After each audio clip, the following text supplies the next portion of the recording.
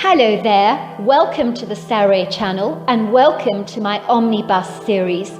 I've got so many of these omnibuses that are going to come out so that you'll be able to listen to an hour's worth of stories, which I know you're going to love. You know, the thing is that telling stories is such a fine art, and it's something that was practiced hundreds of years ago when people didn't have the technology that we have today. And everyone would gather around the fire and listen to a wonderful story. And also, what is so wonderful about a story is that personally, I think it is the best way to go to sleep. Every night when I go to bed, I always listen to stories. And that's something that parents used to do with their children.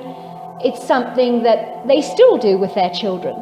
There's nothing better than a good story. And so I hope you're going to enjoy this series. And before we start, I just want to say, do subscribe to my channel because you don't want to miss out on anything. Because I'm in for the long haul and I want to make sure that you get the most stunning stories to go to bed with at night or to listen to when you want to be one of those people sitting beside the fire and listening. Don't forget to subscribe to my channel and let's get started. I hope you're going to enjoy the omnibus. Hello there, everybody. Isn't it a lovely evening tonight? And I'm so glad that you've joined me. I've got a wonderful story for you tonight that you're really going to enjoy. And it comes to us from Calgary in Alberta in Canada from Mike. So let's get started. You're really going to enjoy this story. It's called Ghost Hunting and Bigfoot. Dear Sarah and all your listeners, my name is Mike. And I'm writing to you from Calgary, Alberta in Canada. My Bigfoot encounter happened in 2016 in a wooded area of Canada, of which exact location I do not wish to disclose if you do not mind. I would also request that my personal details remain confidential. I have all my life been fascinated by things I could not explain and always intrigued by the supernatural. This curiosity was spiked after my uncle died from end-stage liver disease, and days after his death, I am almost certain that I saw his ghost. But that's a whole other story, and I will not go there now, another time perhaps. Anyway, to cut a long story short, my brother and I found ourselves in a woods that were reputed to being haunted. We were armed with the state-of-the-art ghost hunting equipment, like the Zoom H1 audio recorder, which is able to pick up spirit voices and electronic voice phenomenon, and also a K2 meter, which is an EMF detector, and a spirit box that uses white noise that helps us to pick up spirit voices. We had heard that there had been several sightings over the years of the woman in white, who is rumoured to have run away in the 1800s on her wedding day because she did not want to get married to her betrothed. No one knows what happened to her because she was found lying dead in the woods a day later by a local hunter. Anyway, there have been many sightings of her over the years in the woods, still wearing her white wedding dress. I, for one, wanted to see if we could have a sighting of her. I was very excited about the ghost hunt. We had decided to go to the woods during the witching hours because sightings of the lady in white were usually between 12 p.m. to 2 o'clock in the morning.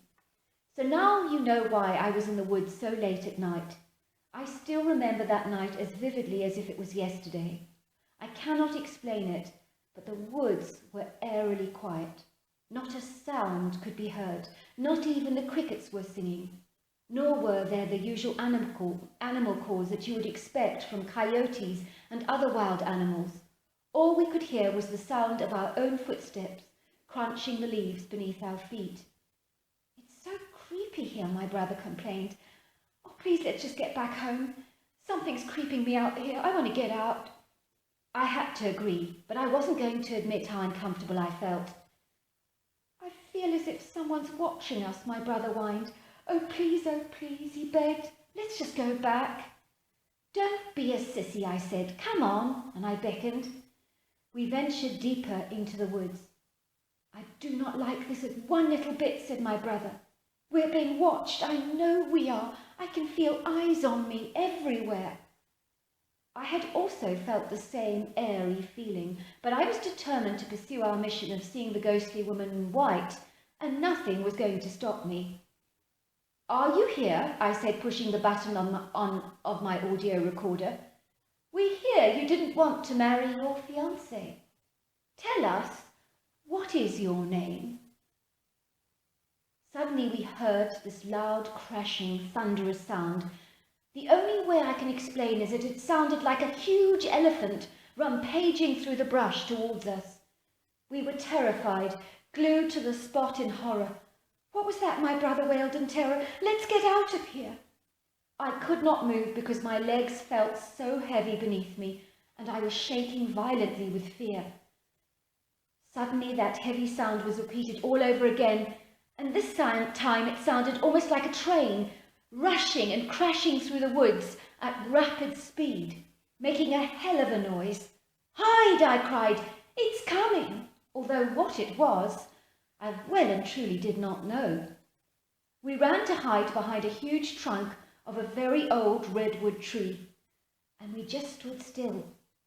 I put my finger on my lips, signalling to my brother to keep as quiet as possible, and I switched off my torchlight quickly. Luckily, it was still a full moon, and we were able to see from the light of the moon. Then we saw the most formidable creature that we have ever seen in our entire lives. No, it wasn't a ghost, but it was more terrifying than any ghostly encounter.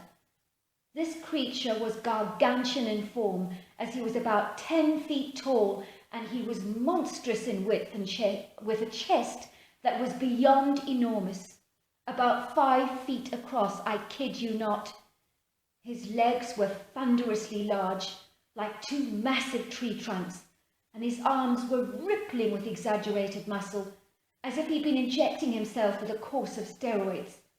The only way I can say it is his muscular structure looked pumped out, as if he'd been working out. When I looked at his face, I was horrified, because he looked like a monster. But there was a humanoid aspect to him which was incredibly unnerving. I could see a kind of reddish eye shine that came from his eyes that at night was so menacing that you could be forgiven for believing you had seen the devil himself. I have never been so terrified in my whole life. I could just feel my adrenaline coursing through my veins. But adrenaline is supposed to give you that intense energy so that you're able to run from a predator. But not us. My brother and I were frozen with fear, and we literally were unable to move even a muscle. That's how palpable our fear was. The creature shook his mane of shaggy black hair in a way that a dog would shake his coat, but I could see how matted and horrible the hair was, even in the moonlight.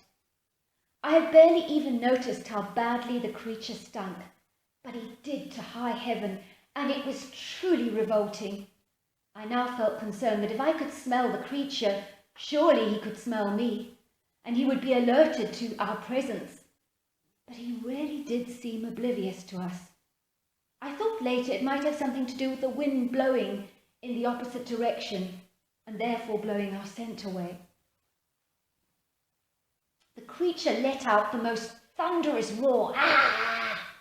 that I have ever heard, and it literally pierced through my whole body in a way that is hard to truly explain. He also boxed his chest, and I noticed his hands were human-like, but grey in colour and leathery, and his nails were smooth.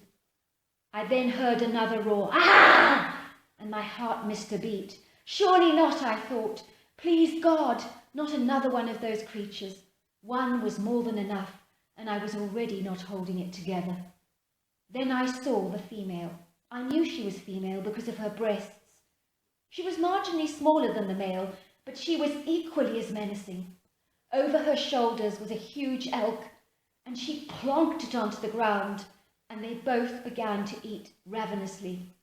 The sound of them crunching the flesh and tearing it open with their bare hands, as if they were peeling an orange, was horrific to say the least. My brother and I were plastered to the great girth of the redwood tree. watching all of this unfold in terror. And even though it was a cold night, I assure you, we were both sweating like pigs.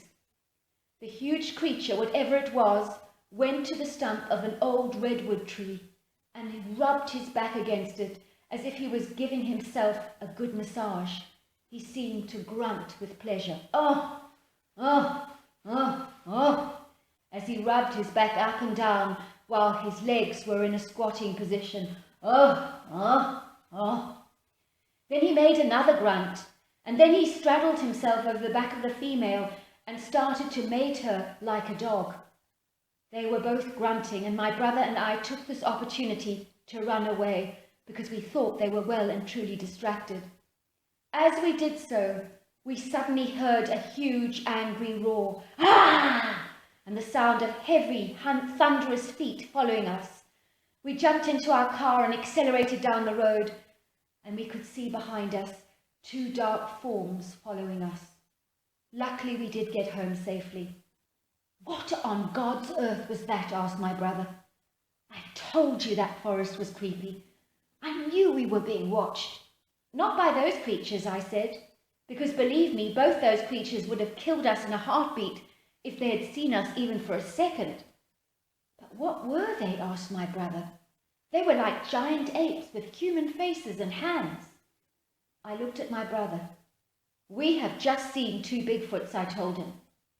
Bigfoot, he said. Are you for real? Is that a Bigfoot? It couldn't have been anything else. So they're real, said my brother. Who would have thought it? We never did see the ghost of the White Lady, but we did pick up an EVP when we were asking the White Lady questions, and it sounded like my dead uncle's voice could be heard. And it said, "Get out, not safe." So there you are. That's my Bigfoot account.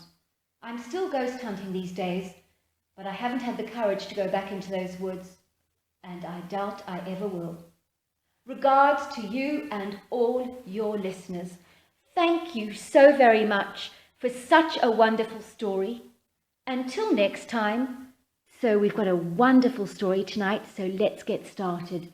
It's all about Klondike gold mining in Alaska. Okay, so let's get started.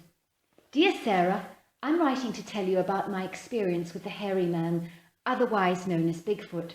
It all happened when my wife and I decided to move to Alaska to claim our stake in a piece of land and to mine it for gold. The reason we decided to do this was because due to the recession of 2014, I had been laid off my job in Chicago in the energy industry, and try as I might, I could not find any work. All I could do was to try my hand at menial jobs like flipping burgers at a burger joint or selling ice creams at the local ice cream parlor. As you can imagine, the money was not good and the bills were piling up and life was becoming difficult, to say the least. Then one day I came into a little money from a surprise inheritance, and that was when the idea of mining for gold in Alaska was born. Let us do it, begged my wife, Angelica. It would be a chance to make some money, and there is a possibility that we could become rich. And even if we didn't get wealthy, it would be an adventure, wouldn't it? And that's what counts. It all sounded like the most perfect idea, and so we found a piece of land to mine, and we built a little log cabin on the property and began our new life in Alaska. Life was really very hard because we missed out on all the modern-day amenities of the material world, like our daily shops at Walmart and the delicious food choices and the convenience of it all, as well, of course, as things like hot showers, and the list goes on. My wife Angelica has always been a curious person by nature, and she made life extremely interesting because she always knew what was going on around us, what was happening with the neighbours and so forth. So she would say things like, "You know the guy mining for gold at that Golden Glow mining site? Well, he and his wife had a massive row the other day, and she stormed out and left him just like that." "Where did she go?" I asked. "Oh, back to her family in Boston, I think." "What did they row about?" I asked. "Apparently she told her husband that she's been seeing a terrifying creature at night, stalking about in the darkness, and she can't get to sleep because she's so anxious about it. Apparently it had big red eyes. I gather she begged him that they leave immediately, and he wasn't having any of it. His heart set on digging for gold. Wow, I said. She must have been really freaked out to just up and leave like that. That is a big deal. I feel sorry for her, said my wife. I think her husband could at least have tried to believe her, or even investigated what his wife was actually frightened about or what she saw that night. My guess is that she saw a little eye shine from a wild animal. At night, animals can sometimes appear menacing, you know, especially out here in the wilds of Alaska. There are a lot of predators out there. Let's not kid. My wife agreed. 2 days later, my wife told me that another gold miner had recently just up and left, just like that. What? I asked. Did they say why they left? Well, I gather they saw a very scary creature at night wandering around their property, and apparently he was like a giant, and he made strange whooping sounds and appeared very intimidating. They did not feel safe on their mining stake. Mining for gold was not easy. We were lucky for the first 3 days because we did manage to get an ounce of gold on each day, which was considered good going, but the days that followed were not as fortunate. At this rate, I really did wonder how worthwhile it really was mining for gold while living a life that was very rudimentary and basic as you could get. I was surprised to find that my wife settled down to life in Alaska like a duck to water. She loved the wild remoteness of our lives and seemed to adapt to our tough living circumstances easier than I did. During our free time, while I was reading a book in the cabin, my wife would go exploring and would come back with tales about the animals she had seen on her journeys. She was always excited. You know that otter I saw last week, she gasped. Well, she's had a little baby, and it's the cutest thing that I have ever seen. Oh, and by the way, did I tell you that I saw a magnificent eagle yesterday? It hovered above the creek, and then it grabbed a fish in its talons. It was the most wonderful thing to watch. I was so excited. I loved my wife's enthusiasm and her positive energy, which prevailed day after day and made life in Alaska a lot more pleasurable for me. One day my wife told me something that got me very concerned for her safety. You're not going to believe this, she said in a hushed tone. I saw it yesterday. I really saw it, and he was enormous. What are you talking about? I implored. You know, the creature that's been scaring off the miners. I saw him. At this confession, I bolted upright. What, you saw it? I gasped. How do you know it was the very same creature that they saw? Oh, it was unmistakable, she declared.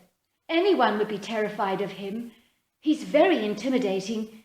He would make those great apes we see at the zoo look pathetically puny. He's enormous. What has a zoo ape got to do with this creature? I asked, looking perplexed. Well, the creature I saw, she said.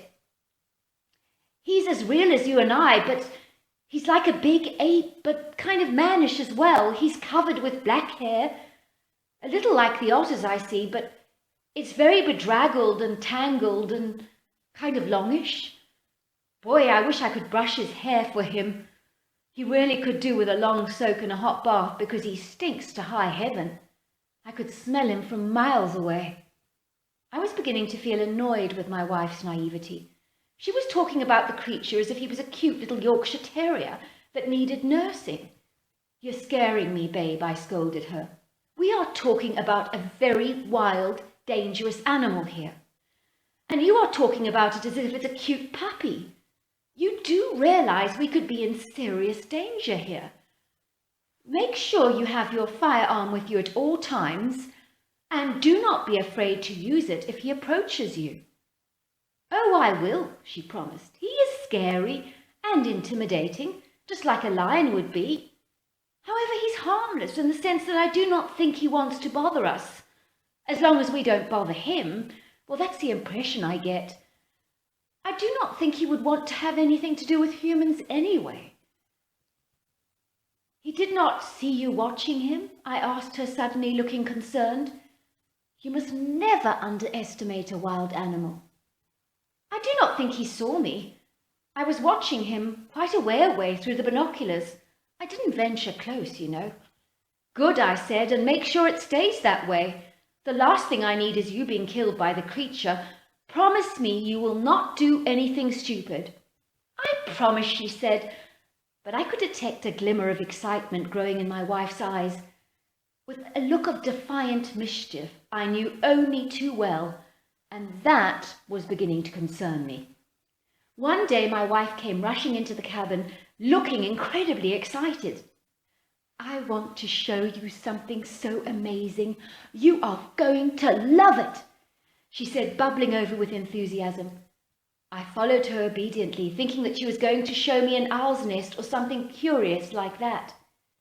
Instead, she led me straight up to the creek that ran through our land, and I followed her over to this outcrop of heavy-duty rocks to a large, naturally formed cave that was hidden within its crevices, and it overlooked the water.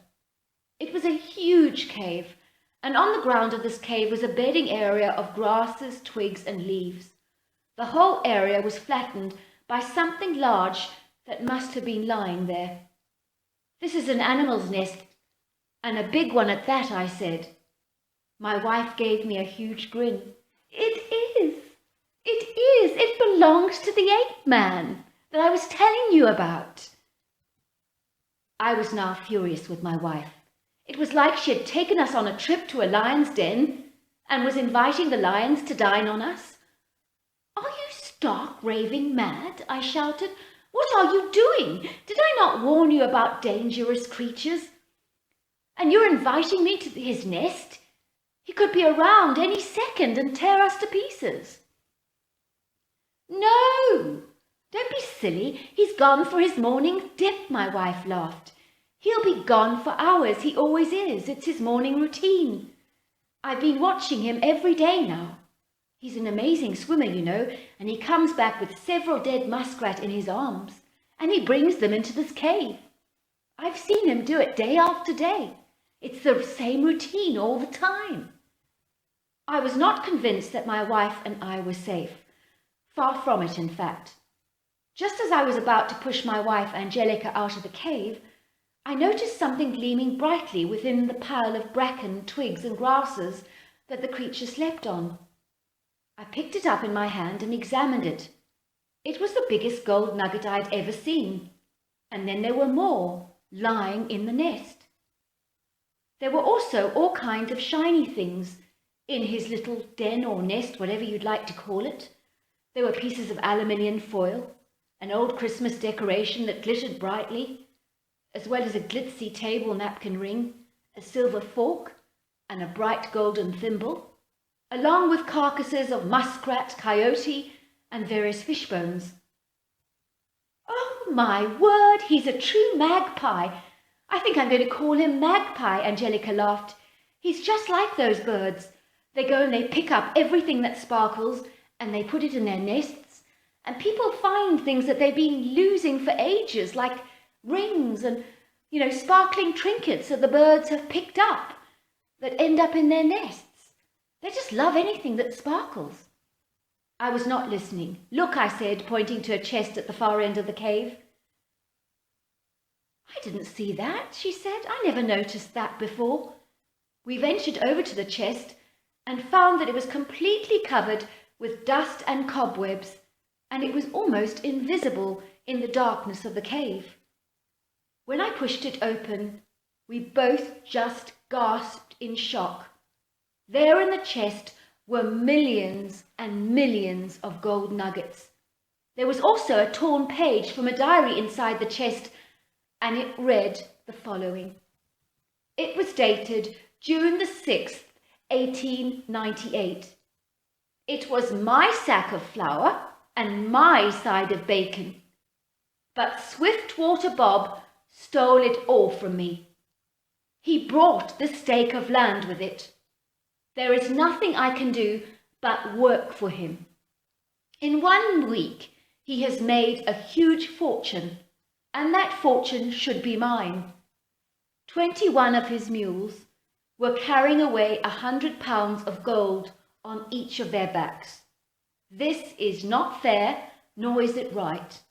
I'm going to take as much gold back as I possibly can without him noticing, because it does belong to me. And I have a chest in which I'm going to put this gold in, and I will find a hiding place for it. If I do not return to get this gold, then I know that Swiftwater Bob did me in, because he found out that I was taking his gold.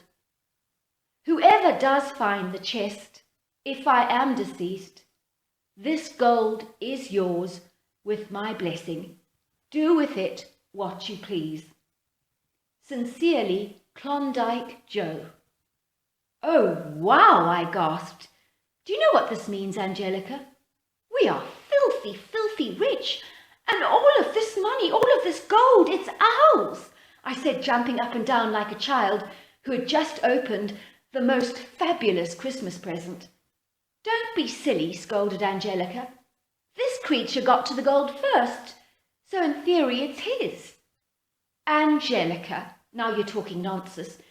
You really are talking nonsense. This creature is not human. Stop humanizing him. What would he do with all this gold?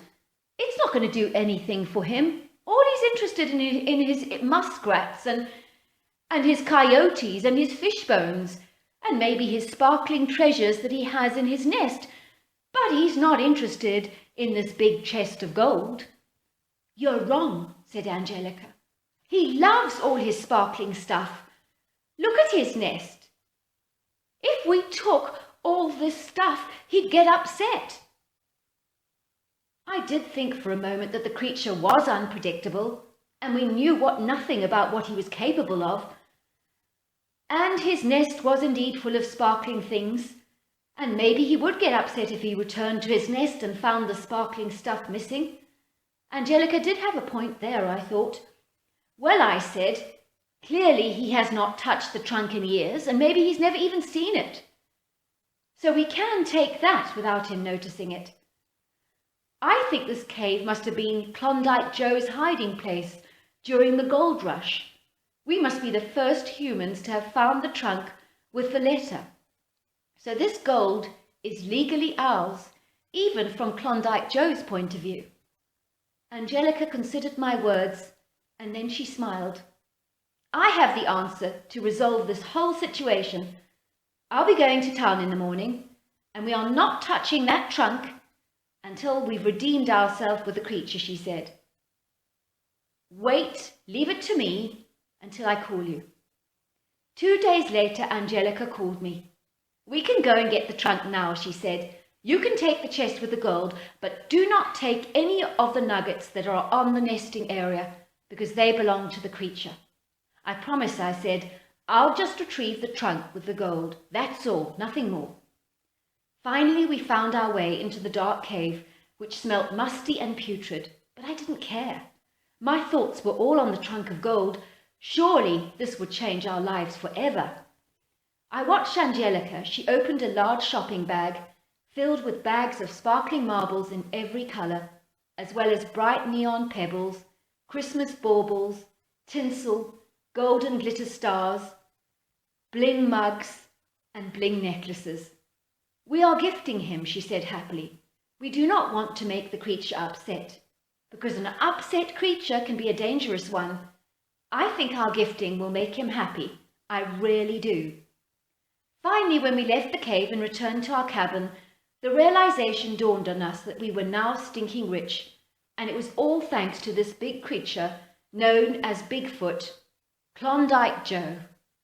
Both of them had led us to this incredible treasure. I bet Swiftwater Bob found out that Klondike Joe was taking back his gold.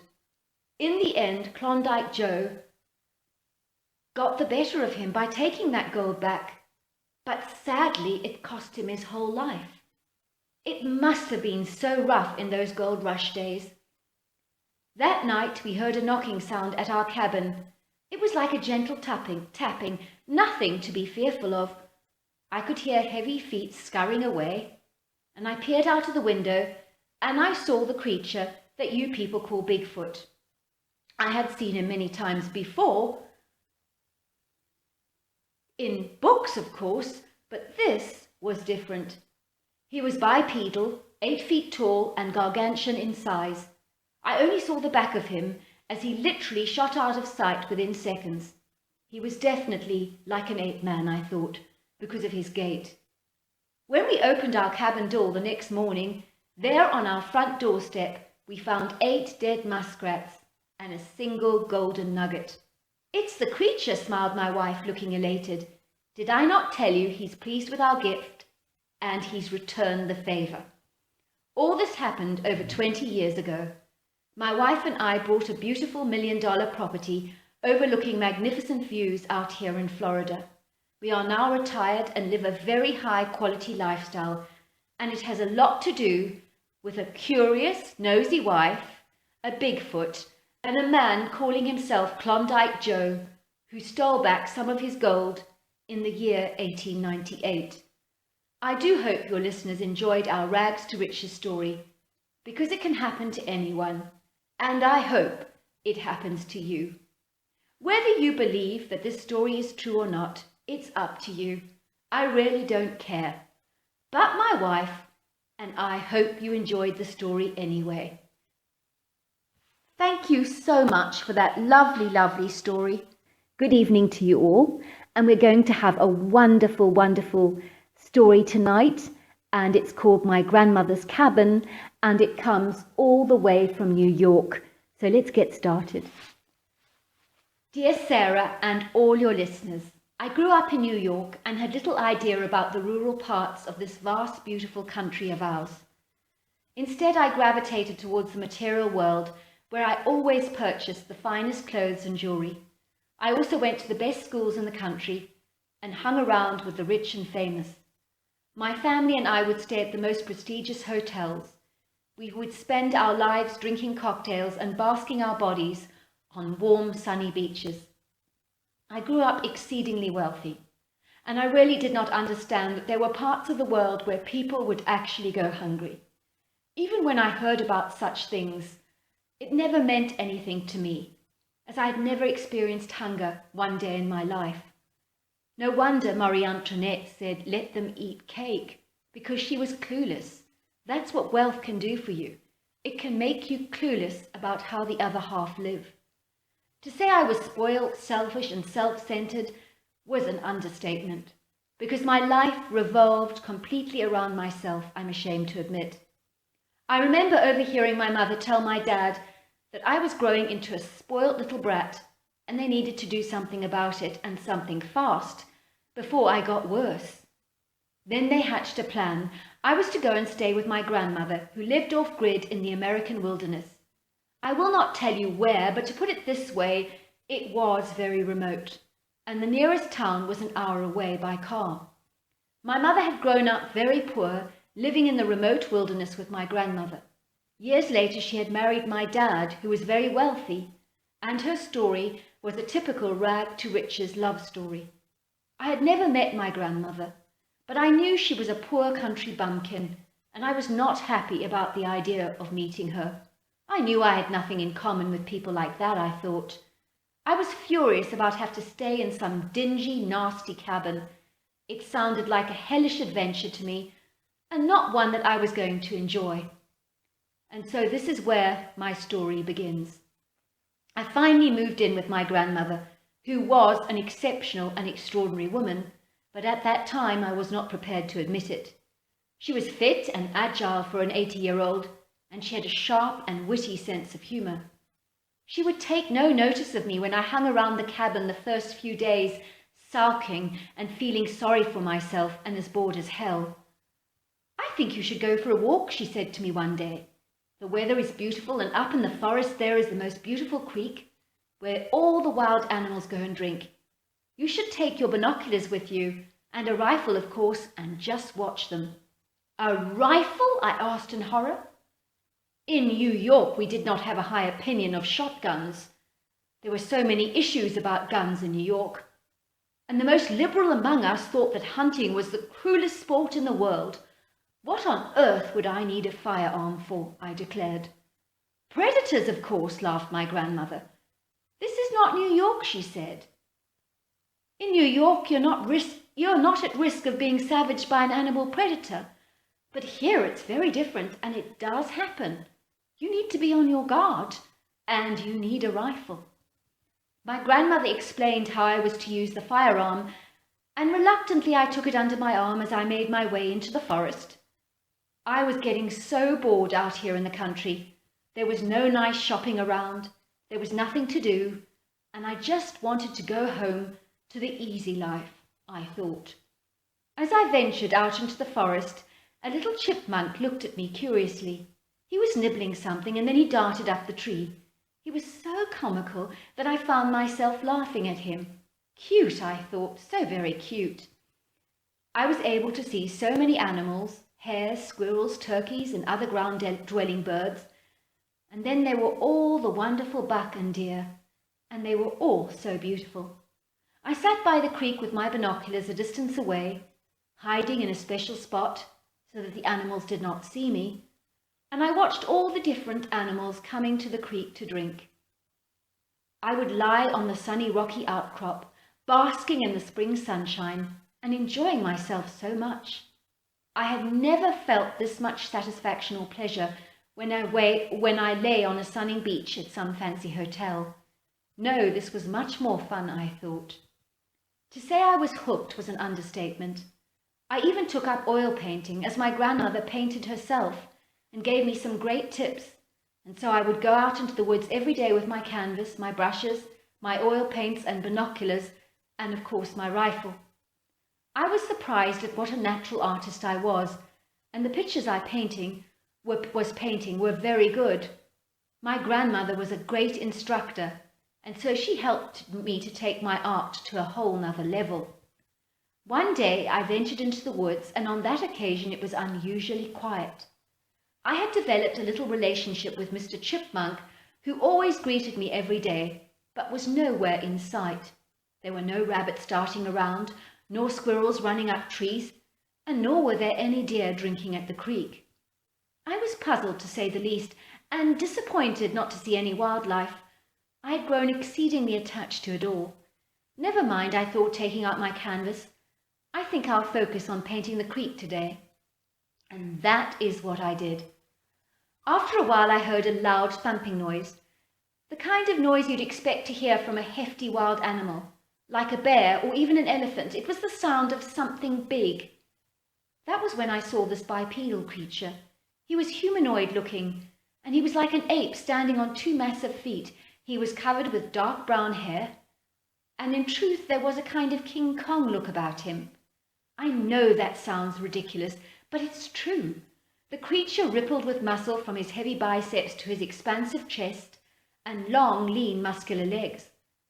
I'd never seen a creature so imposing and huge, and I knew he was dangerous and understood suddenly why there were no animals around. Who would want to be around for a creature like him, I thought. Fear filled every corner of my being, and I just became frozen to the spot.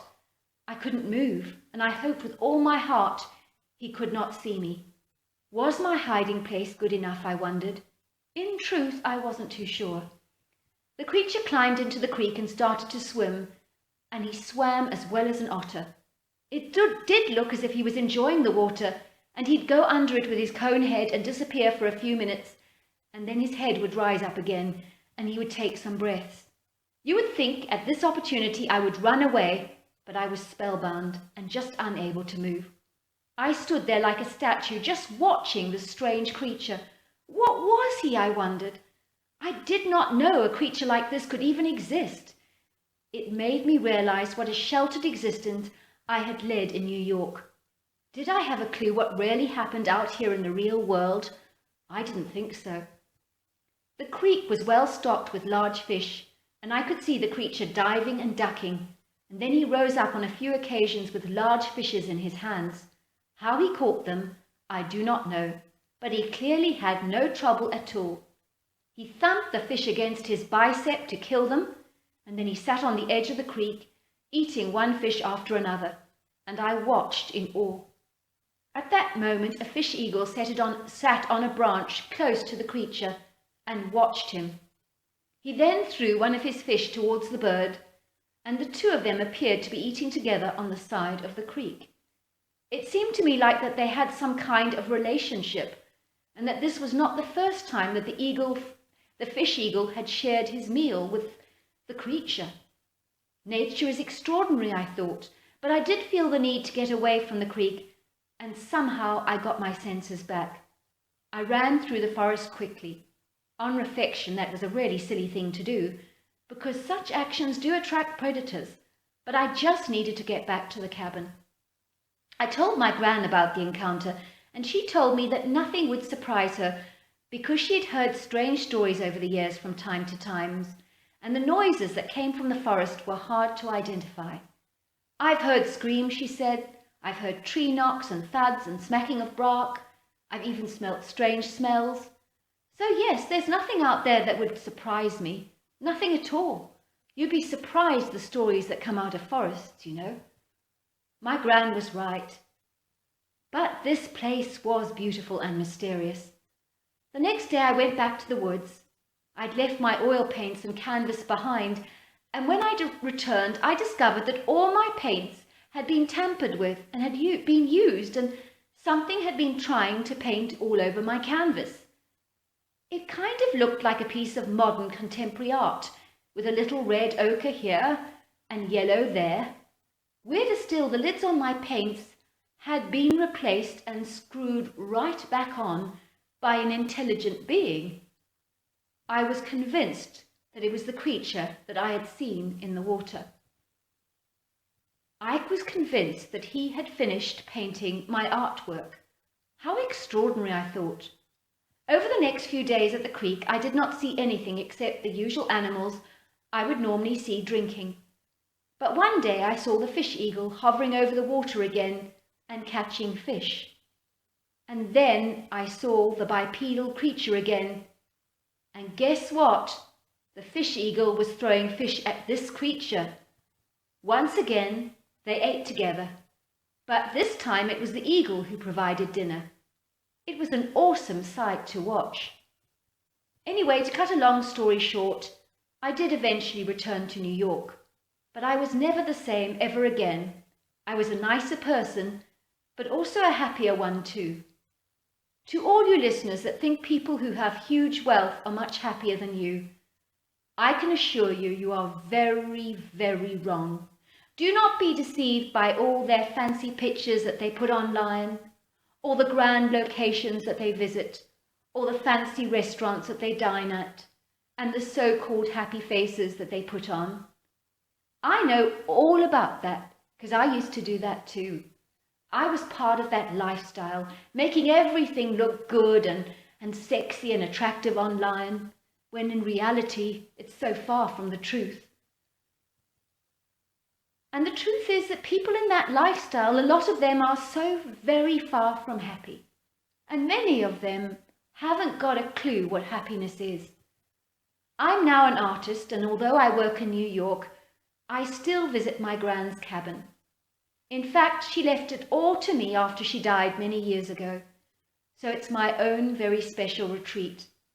I have not seen the ape man again, but a lot of people comment on the contemporary artwork that he painted on my canvas. I have it in my entrance hall, of course.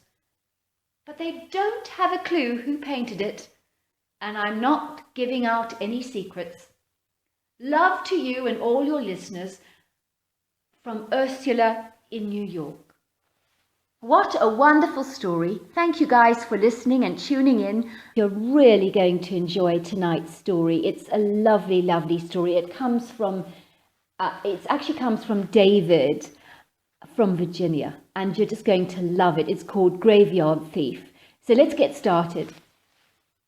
Dear Sarah, and to all your listeners, I'm going to pretend my name is David for the purpose of remaining anonymous, if you do not mind. I worked for a while as a gravedigger in Virginia at a cemetery. Our cemetery was situated on a vast acreage of wild land with plenty of woods. There is a crematorium there as well as a site office for visitors who are wanting to look for an old grave site or who desire to bury a loved one on the land or get them cremated. We have some graves here that are extremely old.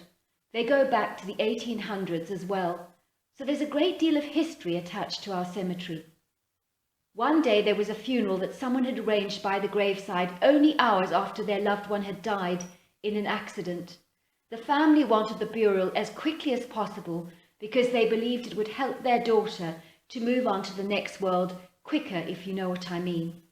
After everyone had left and the funeral was over, it was my job to go and clean up the site and fill the grave in.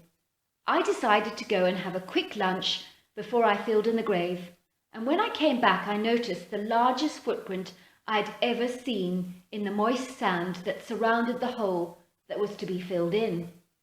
To say I was flummoxed is an understatement. The footprint was 22 inches in length, and that is huge. Another thing was that the footprint was bare, and it was winter. Who on earth goes around the place without shoes? I also noticed a very musky, stale kind of odour in the air. It smelt a bit like a dirty dog and skunk mixed together, and I just knew that something wasn't right. I climbed into the open hole and noticed that the clasps on the coffin had been opened, and that was strange. I knew I had to open the coffin, and so I did. Do not ask me why, but something in my gut told me to do it. The coffin was completely empty. There was no sign of the corpse. It was missing. I was in shock. Should I tell the boss, or should I continue digging the grave? Somehow that seemed wrong, but then I thought about all the ramifications it would involve. I had been through tragedy myself, and I knew exactly what that was like. And I didn't want to subject that poor family to more grief than they had been through already. They had been through enough losing their daughter in such a tragic way, and they needed closure. And if they found out that their daughter had been snatched, it would tear them apart. I decided to fill in the grave, but it was not easy for me to do by any means. I did feel extremely reluctant, but I knew that it was in the interest of the family. Who or what had snatched the dead corpse of the young woman, I do not know. And why? I wondered who would do such a macabre thing like that. It was cruel, to say the least. A couple of days later, things did happen again. I was just about to load the coffin into the crematorium, helped by my friend Alan, who commented on how light the coffin was because we needed to put it into the oven. I told Alan that I wanted to look in the coffin quickly, but I suggested that he look the other way because I knew how squeamish he was. He turned away quickly, without any persuasion. "What are you doing?" he complained. "Just checking something," I said. I opened the coffin, and as I expected, it was empty. The corpse had completely disappeared. I said nothing to Alan and pushed the coffin into the crematorium oven. Who and what had stolen the body, I thought. Things were getting crazy. "Smell that," commented my friend. Once again, that same horrible musty smell, that skunky odour. I could smell it in the crematorium, and I had that same smell outside in the graveyard when that other corpse had vanished. It was extremely odd. "Whew," said Alan. "It must be the corpse decaying already. The smell is so rank in here." I knew I had to get to the bottom of this. This was an enigma, and I needed to solve it. I thought something or someone was stealing bodies from our mortuary, and they needed to be stopped, and they needed to be stopped now. It was then that I had a plan. The next time the funeral service around the gravesite was complete, I would hide somewhere and apprehend the culprit. I would take along my rifle, I thought, just to be sure. It was a day or so later when a corpse of a young man in a motorcycle accident was being buried. The guy had been Jewish, so it is always their custom to have a quick send-off to the other side. And that is what they always do. The grave was luckily in a very idyllic position, surrounded by some large pine trees. I hid behind one of the trees, and then I saw him. What I saw was horrifying. This was a creature such of the likes I have never seen before. I would say he was 1,000 pounds, and that wouldn't be an exaggeration. He might have even been more. He was definitely a 9-footer at least. His whole body was covered with white hair, and his long arms hung beyond his knees. And yes, he reeked to high heaven of the most disgusting, rotting garbage kind of smell. He had a cone-shaped head and virtually no neck, if any. I could see his face until he turned around and his large eyes darted all over the cemetery, as if he was making sure that nobody was around. Then quite suddenly he jumped into the open hole, which I was about to fill in, and before I knew it, he had the corpse of the dead man on his shoulders. I watched the creature on lanky, long legs exit the forest line that surrounds the cemetery within seconds, just a few strides of his legs. Then he was gone, just like that. It happened so fast. I stood still for a moment, wondering what I had seen. The creature was humanoid, but with a primate look about him. I did not know that such a creature could even exist. My heart was pounding through my chest, and I was shaking with terror. I just knew I had to get out here fast. The next day, I tendered my resignation with the cemetery and told them that I could not do the job anymore. Now I'm glad to tell you I work at a bakery, and my life dealing with corpses has long since been left behind me. I recently discovered that the creature I had seen that day was a Sasquatch. I also learnt from my friend who still works at the yard that they had 2 bodies stolen from the graveside recently, and one from the crematorium. He told me that they now have to bury the whole coffin immediately and check every coffin before the body is cremated. They even hired a long string of guards, but none of them have ever stayed long, he told me. If we are lucky, they last 3 days at the most, and then they're gone like that without any explanation. None of them want to talk, but something is freaking them out. So I hope you and your listeners enjoyed my story. And I also hope that the creature may change his diet soon and not bother that cemetery anymore. Hello, welcome to the Saroy channel, and I have a wonderful Bigfoot encounter for you today to listen to. I've got a beautiful letter sent to me today from Sasha, and Sasha sends me this letter all the way from rural Tennessee. So we've got a really exciting Bigfoot encounter to listen to, and I gather it's quite a romantic story. So let's get started. Hello there, I have a really crazy Bigfoot encounter to share with you, and I do not care if your listeners believe it or not, because it really did happen to me, and it changed my life in a weird sort of way. Can you believe it? My Bigfoot encounter happened to me on my birthday of all days, and this is what happened, so here goes. I think your listeners should definitely fasten seatbelts, because this is going to be an emotional roller coaster for anyone who knows what heartbreak is all about. I grew up in rural Tennessee on the homestead with my mother in the early 80s. My mother stayed at home and raised all 8 of us children. I was the eldest. My father worked in the construction industry. We were not all very well off in those days, but being the eldest, I was lucky because I got the new clothes and my sisters had to wear my cast-offs. That was the only perk of being the oldest. I was 14 at the time. At the time I was 14, I was going out with the coolest boy in Tennessee. His name was Kevin, and he was extremely handsome with those lovely young boyish looks. And to top it all off, he came from a wealthy family, and so that made him even more desirable and attractive in my sight, even if that does sound a bit shallow. Anyway, on this particular day, which was my 14th birthday, I heard the sound of Kevin's father's Jeep driving up our dirt road to our front door. I could hear my mother saying, "Yes, she is." "Sasha," she called, "Kevin's here." I came out of my bedroom in the front room and looked up at Kevin with a pretended to be surprised look on my face.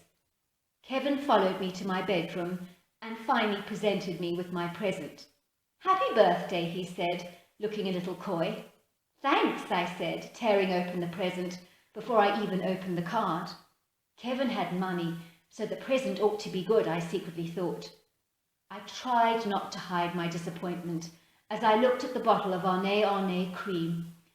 Why did he not get me the perfume? It's so much more expensive, I thought secretly.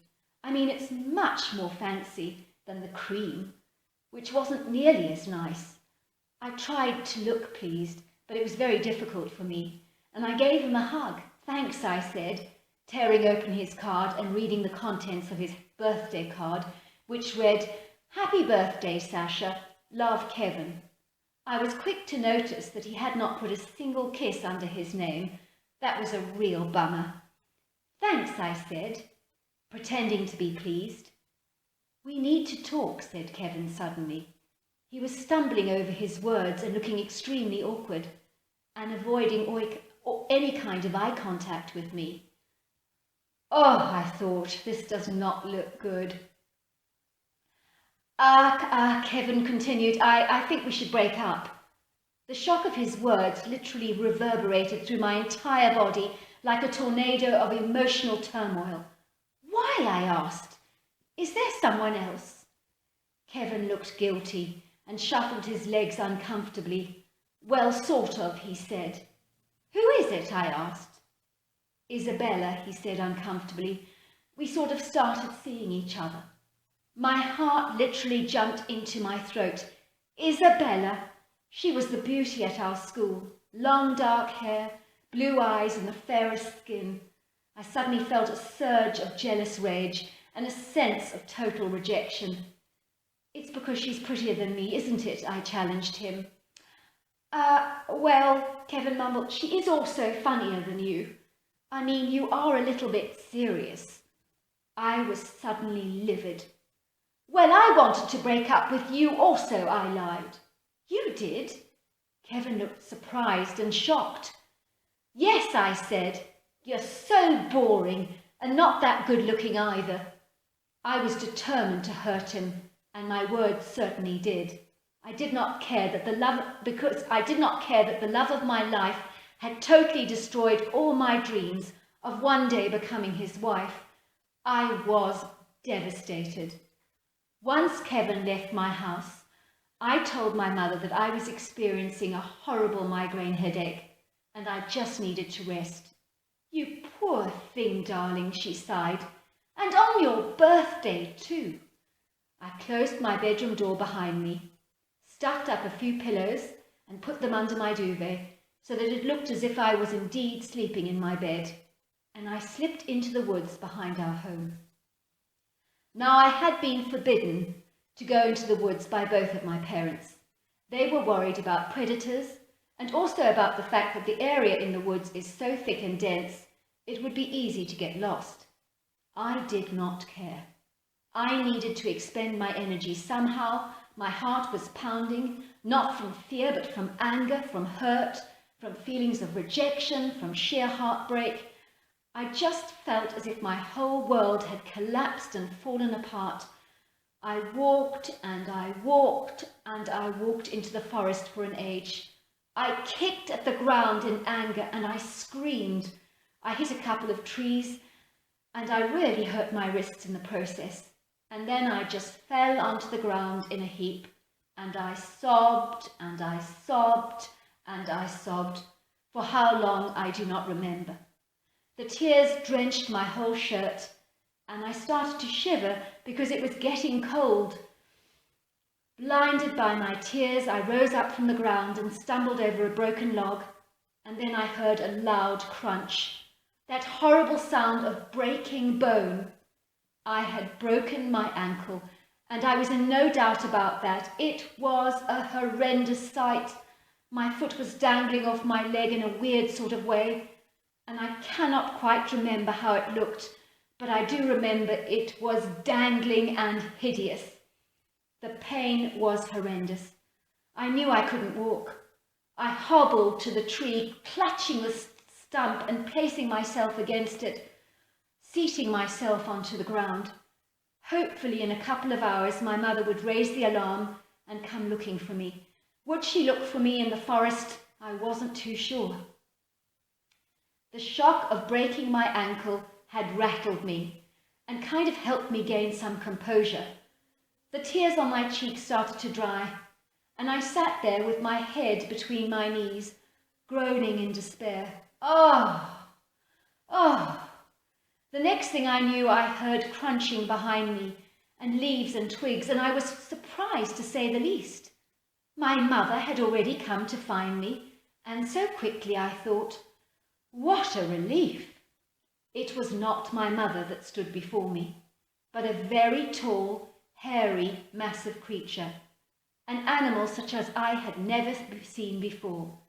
It was not a bear, not a human, not an ape. It was not a pretty animal. Its hair was matted and it smelt of urine. It was about 6 foot tall. Its chest was huge and about 4 feet across, and it had very defined muscles, a very slim waist, and very long, lean, muscular legs.